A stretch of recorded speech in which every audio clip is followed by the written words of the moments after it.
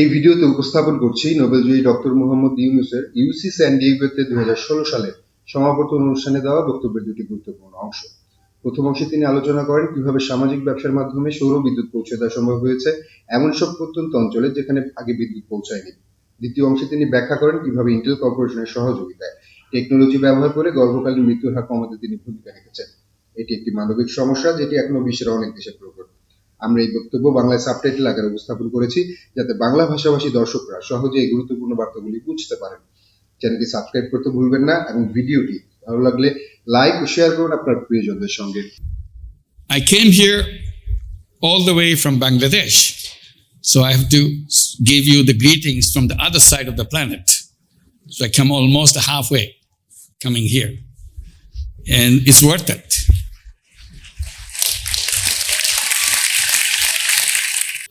And my journey began in the campus of another university back in Bangladesh, in Chittagong University. And Bangladesh is full of problems, as you can imagine. And when I went back after finishing my PhD here, it was extreme kind of problems in the country. And I felt that I'm a lucky person that I'm from Bangladesh. I was born in Bangladesh. It has so many problems. If you lift a finger, you can touch hundreds of problems right around you.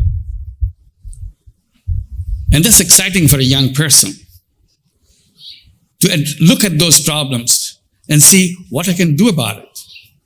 There are so many of them, I can do something about it. And I wonder, if I was born in a country where there's no problem, what would have happened to me? Every time I think about it, I feel I'll be bored to death. I wouldn't know what to do with myself. There's no problem. So this is how I reacted to it. And I didn't wait for any prepackaged solutions. I always tried to do in my own way. I look at a problem. I try to figure out the solution on my own, in my own way. I didn't wait for anybody else to help me. We look at the problems that the poor people face, many problems, health problems, education problems, sanitation problems, you name it. Every time I see a problem in the village that I work in, I try to address that problem by creating a business. And I created a business after business because there are so many problems. So I keep on creating businesses to solve those problems. And people say, why are you doing that? Why? You must be making a lot of money by doing this business. I said, no, I don't make any money out of these businesses. Then why do you run businesses? Because then my answer is I enjoy it. So they can figure out how can one run business without making money for himself? And he says he enjoys it. I said, is there any law in the country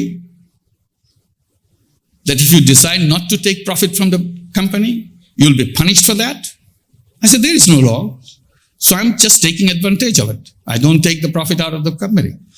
The entire company is devoted to solving problems. Then I realized, again, I'm challenging something else, the whole concept of business itself. There's only one concept of business in the whole world, business to make money, personal money. And I said, no, I don't want to make personal money. I want to solve problems. And I started calling these kind of businesses as social businesses and defined it by saying it's a non-dividend company to solve human problems. And I continued to create those things. And gradually it became very noticeable.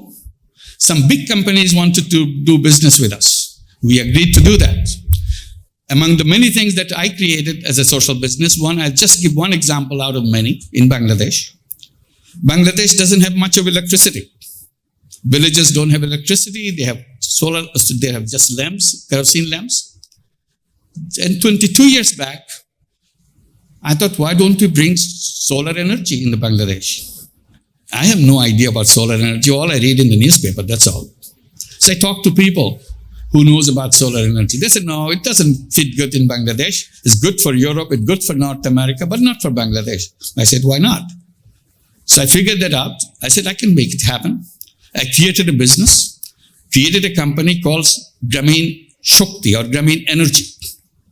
And it started selling solar home system in the villages. In the beginning, it was extremely difficult to sell 4 or 5 solar home systems per month, but we never give it up. We continued. 20 years later, we were selling 1,000 solar home system per day. It became a huge business, a social business. Today, we have more than 2 million households in Bangladesh with solar energy. It became so popular through our company that other people came in, NGOs came in, companies came in to sell solar home system.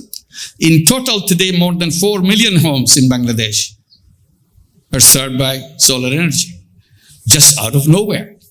So this became largest off-grid solar system in the whole world.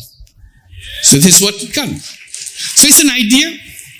An idea. You don't have to know everything. I didn't know anything about banking. And people tell me, what is the best thing that happened that you could create Grameen Bank? I said, best thing that happened to me, I never took a course in banking. I didn't have to learn anything about it. Since I didn't know anything, I could do anything I want. Sometimes not knowing the details is a blessing. You can figure it out yourself. And when you figure it out, it will be different than what is in the book. So don't give up on something that you don't know. Always take advantage of it. Make sure it happens. I mentioned lots of big businesses are doing business with us. They are interested in social business. I'll just give one example. We have done many, like with Danone, with Veolia, with BSF, with McCain of Canada. One from the US, we do the business joint venture with Intel Corporation. What we have done, we are very worried about the maternal death in Bangladesh. So out of Intel Corporation's collaborations, we designed a part of bangles.